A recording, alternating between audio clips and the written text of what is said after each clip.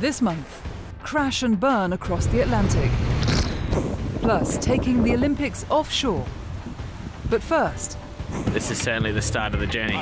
The Mule and the America's Cup.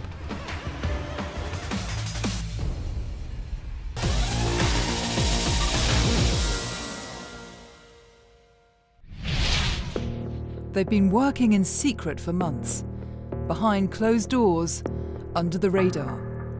They know their goal is ambitious and that the route to success will be hard, tougher than ever before. But America wants the America's Cup back. Since entering their challenge for the most prestigious prize in sailing, there's been little word from the team that is representing the New York Yacht Club. But now, under cover of darkness, they're making their first move in public to launch their first test boat, codenamed the Mule. So a nice brisk fall day here in Portsmouth, Rhode Island at the Hinckley facility. We have the Mule, the American Magic 38 in the background, getting ready to go in the water for day one. And we have the team here that's been executing the game plan for the better part of 7 months. The initial concept of the boat was to really give the sailors an opportunity to learn about what we're getting into. And as the project grew, it was a way for the whole team to be involved in delivering a product to the water. It really is a mini AC-75. You see the whole team on display in every department working through their areas to try and solve a problem.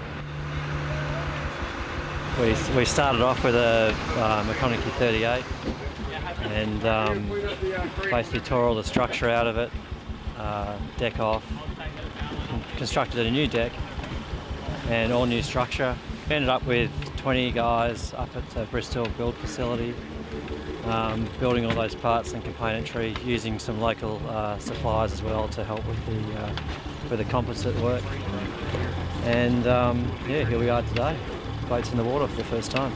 You know, the job list is just never ending, and you know, from the guys in the shed, you know, the efforts that they did to build this boat and the time that they did and to the quality that it is, all the way through to, you know, the last fit out, electronically, hydraulically. There was just a huge push the last week, so it's really good to have it in the water today. You've got to walk before you can run, so we're going to go out there, we're going to chip away, go through the systems, make sure that everything works on the water as it does in the shed, and then just take small steps forward. You know, this is a long road for us, but this is certainly the start of the journey. 3, 2, 1. Slowly taking it down from here. Little puff at 2, sharp one, not much behind her. Okay, another click here at 2. Going to pick up a bit of a heading puff and mainsail looks good, nice and cambered, nice twist profile. going soft here, coming up. Little lighter for 10, and we're going to get another bit of pressure. Next move here will be a board down in 3, 2, 1. Meanwhile, how were the other challengers getting on with their plans for the next Cup? The World Sailing Show caught up with them and the Defender at a reception in Monaco organised by the Challengers of Record. The British challengers, Ineos Team UK, had been the first to launch a test boat. We've gone through a series, we have a priority list of things we actually want to test. Got a new rig in the boat, so we're testing a soft wing in that boat and a bunch of foil variations. So we're working through our list of priorities. The boys do a fair bit of swimming, that's no secret. But sometimes we might test a variation where we struggle with a control system and that results in more capsizes. Getting more and more difficult this time of year because it can be pretty damn cold and the weather's a bit intermittent. But we're still pushing on with our program. There's no doubt that the big boat is a huge step from our little T5 test boat. And all of us are a bit concerned about how that's going to go for us. I think it's highly likely we will capsize and capsize numerous times. And yeah, it's one thing to capsize on a 28-foot yacht, but a 70, 75-foot yacht is a little bit more daunting. Luna Rossa has taken a different approach to their trial horse. The boat everyone seen daily is a cat. It's an old AC-45 just being shorted. We using that to develop the sail, mainly the main sail, where we think there is a lot of gain there, and we're giving a lot of priority in that one, and then who knows, we may sell some other thing somewhere else. We are selling quite a lot. We're doing a lot of simulation, obviously. I mean, it's not a secret, we have a pretty advanced simulator, and we are doing a lot of tests daily. And to be honest, I'm pretty happy so far on the result. We just launched the construction of boat one a few weeks ago, and we are looking forward for the beginning of the summer when we're going to launch boat one. But there's still been no sign of a test boat from the Defender. Oh, we've been on the water in A classes actually the last couple of weeks. It's been, you know, for us just great to jump in a little boat again and, you know, get back to, you know, some small boat sailing and, you know, some really high performance sailing and, you know, just do that kind of thing. But no, we haven't been in a test boat or anything like that, and, you know, we're still a wee way off. Just as the deadline for late entries approached, 2 new challenges were announced. First, the Malta Atlas Challenge threw its hat into the ring. Representing the Royal Malta Yacht Club, the campaign is backed by Pasquale Cataldi, an Italian-born businessman who announced his commitment to 3 America's Cup campaigns. Then came another American challenger, Stars and Stripes, representing the Long Beach Yacht Club, led by 3-time match racing world champion Taylor Canfield. Little more is known about these campaigns, with more news expected in the new year. So, among the current challenger tally of 5, it's a cat, a mule, and a wet pocket rocket that are shaping the future for the next America's Cup as the clock continues to count down.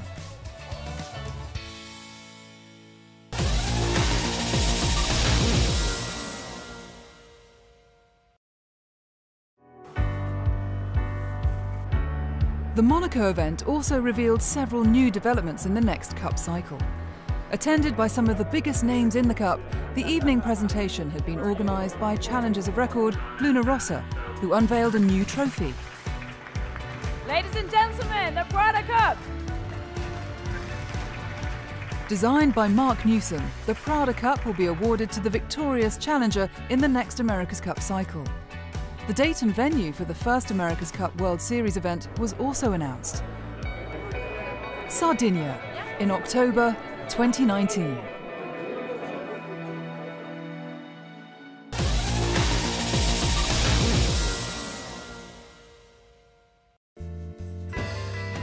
Los Cabos rounded off an extraordinary 12th season for the Extreme Sailing Series, as the tour visited 7 countries across 3 continents. Going into the final event, 3-time champions Alinghi held a 3-point lead over SAP and 5 points over Oman Air. But this regatta counted for double points. The margin was minuscule, allowing the Mexican venue to shuffle the podium at a stroke.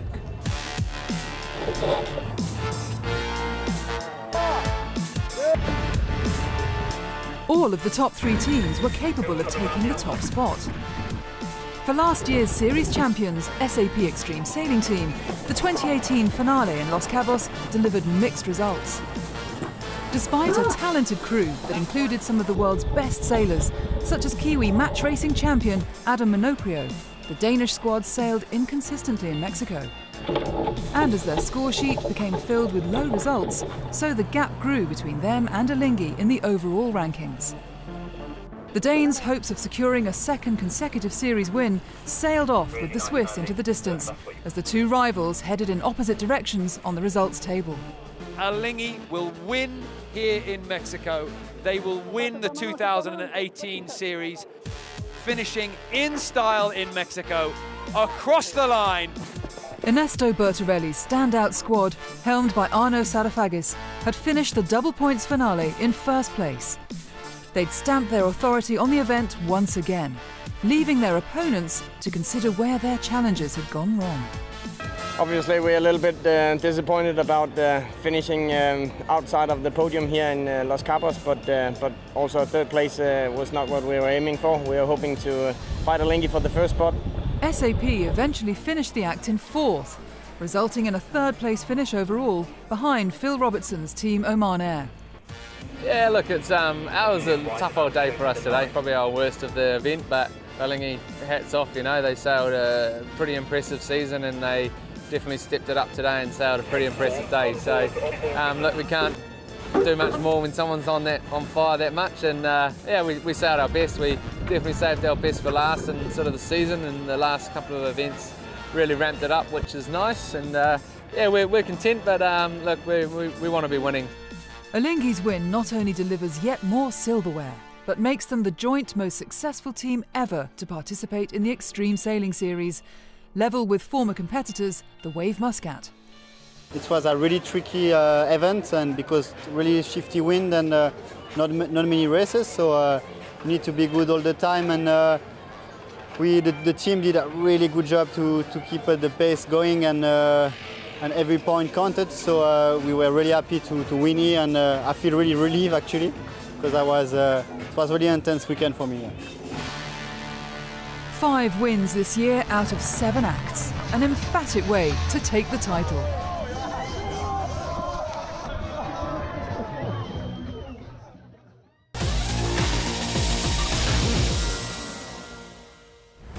Coming up next, crash and burn across the Atlantic.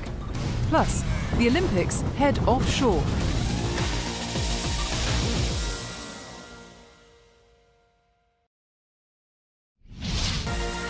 Welcome back. Still to come, a Southern Ocean rescue and a big change for the Games. But first, within just a few hours, some of the biggest and fastest boats in the fleet were in bits. Some broke down closer to the finish on the far side of the Atlantic, and some blasted their way to victory.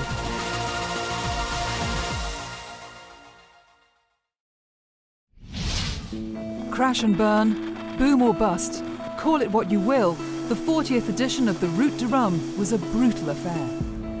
The start of the 3,500-mile race from Saint-Malo in France to Guadeloupe had seen some of the biggest machines in the race crippled and capsized within hours of the start as a powerful winter storm swept through the Atlantic. In the 100-foot ultime class, Gitana was broken, Banque Populaire upside down, and Sodebo skipper Thomas Coville reported structural damage to his boat. Elsewhere, boats had been dismasted. I went down below to organise a few things, and it was a bang. I came up on deck and the mast was in the water. Many had run for shelter, while others had retired, and there was plenty more drama to come. In the fleet of 20 Imoca 60s, the first of the new generation, Jérémie Bayou's Charal had stolen the show during a training run. But less than 24 hours after the start, steering problems forced her skipper to retire. 8 days later, and the focus was on Alex Thompson aboard Hugo Boss. Having outsmarted the rest of the fleet in the opening stages, Thompson had led the field across the Atlantic. Smart tactics and a fast passage looked set to deliver his first major win. But Thompson had pushed himself hard. In the first 4 days, he'd slept no more than 1 hour in every 24, as he kept his foot pressed to the floor. 1,000 miles out from the finish, it was time to change gear. I plan to take it easy. There's no point in me pushing too hard and breaking something now. I may as well try and consolidate, not push too hard, try and get some rest and not make any mistakes if possible. Words that would haunt him later. And as he closed in on the finish, it was the same message. So really all I have to do is take it easy. Don't get too smart, don't push too hard. Which is kind of difficult because A, it's me, and B, because that's what I've been doing this entire race. I'm in fine fettle and good spirits. A little tired, I'm amazed how the body can operate on such little sleep. So there we are, we can all do more than we think we can. But the relentless pace was about to take its toll. After 11 days at sea and just 65 miles from the finish, he ran aground on the northern tip of Guadeloupe when his alarm failed to wake him. The boat was damaged, but still capable of reaching the finish. But having used his engine to haul the boat off the rocks, Thompson was dealt a 24-hour penalty. Enough for both Paul Meyer aboard SMA and Jan Ellis aboard UCAS Saint-Michel to come steaming through to take first and second. Thompson was forced to take third. This sport is about detail, and in the final last minute, I didn't get the detail right. To be last night grounded on the rocks, I just feel very lucky to be here with the boat, you know, with very little wrong with it, a few holes. As the dust settled, Thompson remained gracious in defeat. I've been given a 24-hour penalty, which, to be honest, I think is very fair because I feel I've disqualified myself. Something to learn from. The land of hard knocks. It is a shame. It is a real shame. And I'm obviously devastated and disappointed, particularly after such a great race. Right now, I'm disappointed in myself. It'll be hard for me to overcome that, but the reality is there's lots of positives from this. Clearly we have the fastest boats. Clearly I sailed a great race. I'm here more than 12 hours before anybody else. There's some great positives from this. It'll probably take a few days to take the positives from it. Back out in the Atlantic, there were more dramas as Lalou Roucarol's 50-foot trimaran Arkema capsized. The French skipper was safe and was rescued by fellow competitor Pierre-Antoine, who went on to win his class. Meanwhile, the biggest and most competitive fleet of them all was doing battle. 53 Class 40s had started the race. Among them, Phil Sharp aboard Imerys Clean Energy, who'd held on to second place for most of the crossing. But it hadn't been easy. I think it's the last few days you really question why you do offshore sailing, particularly solo. It's been very wet, very cold, very windy. Last night emphasised all of those put together. But 2 days later, life got even tougher. Trying to push the boat as hard as possible to keep up with these newer designs. First place, Vidal, and third place, Enrique on Aina. And it's tricky condition actually. Strong upwind tonight, which is also going to be very challenging, and I might have to get the storm draft again by the looks of the weather. Not looking pleasant at all. After 16 days, Yoann Richomme, who'd led from the start aboard Vidal AIC, took the win with ease. Aymeric Chapellier's Aina Enfance slipped past Sharp to take second. Salut, salut, bienvenue à bord d'Aina Enfance et Avenir, on est le dernier jour de course. Yaha! En fin d'après-midi, on devrait arriver aux abords de la Guadeloupe. I'm pretty exhausted, to be honest. I haven't slept for a good 24 hours and I've just been pushing. I was pushing really, really hard last night to try and make up every bit of distance we could on Aina, but it didn't work. The French skipper held onto his position to the finish, leaving Sharp in third. One of the oldest, slowest and smallest boats to complete the race received one of the biggest welcomes, as offshore legend Loïc Perron completed the trip aboard his newly restored 39-foot wooden trimaran Happy. Completing his 51st Atlantic crossing and his 8th route de Rhum, Perron had set out to pay homage to the early pioneers of ocean racing. Yeah, what a race. In fact, that's the proof that you can race, whatever the size of your shoes or your boots or your ears or whatever the size of your boat. You have to race and you have to push the limit, which I've done quite a lot. I was impressed, in fact. I never sailed like I've done during the training session on the last 4 years, never. That's a marvelous little machine, which is for sale. Avant, le petit happy est à vendre, mes enfants. After a tough, relentless crossing, there were doubtless others who were feeling the same way.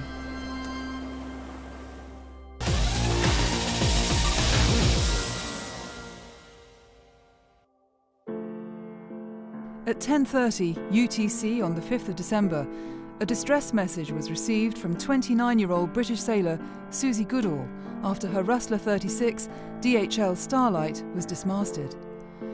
Goodall was 2,000 miles west of Cape Horn, deep in the Southern Ocean, one of the most remote places on Earth. She'd been competing in the single-handed Golden Globe race around the world. After 157 days at sea, her boat had been thrown end over end, pitch-poled, in a ferocious storm. 2 days later, she was rescued by a 38,000-ton cargo ship, Tianfu, which then diverted to Punta Arenas, Chile, to transfer the British sailor to shore. Goodall, who was lying in 4th place when the crisis struck, was one of 17 starters in the race that has now seen 10 competitors retire.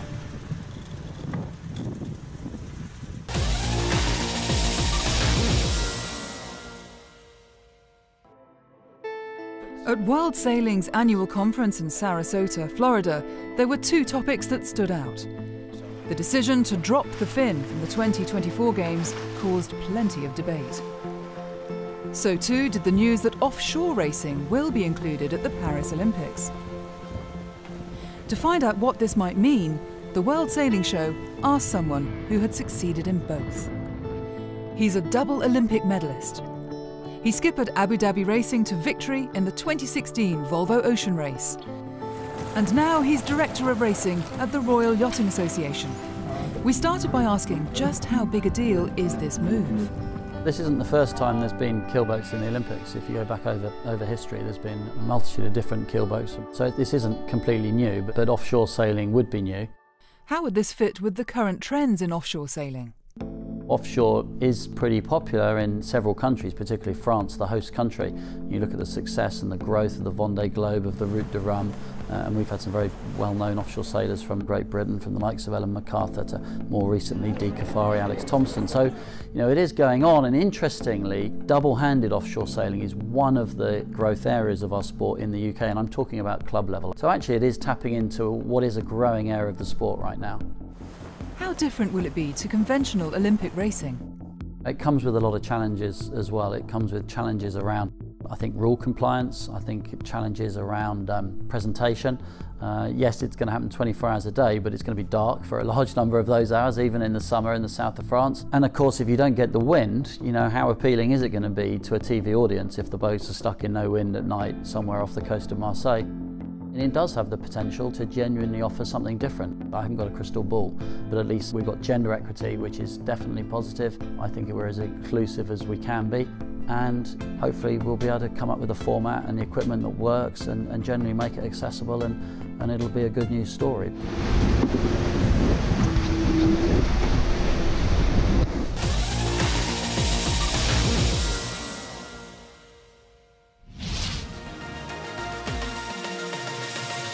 Next month, Cool Kit.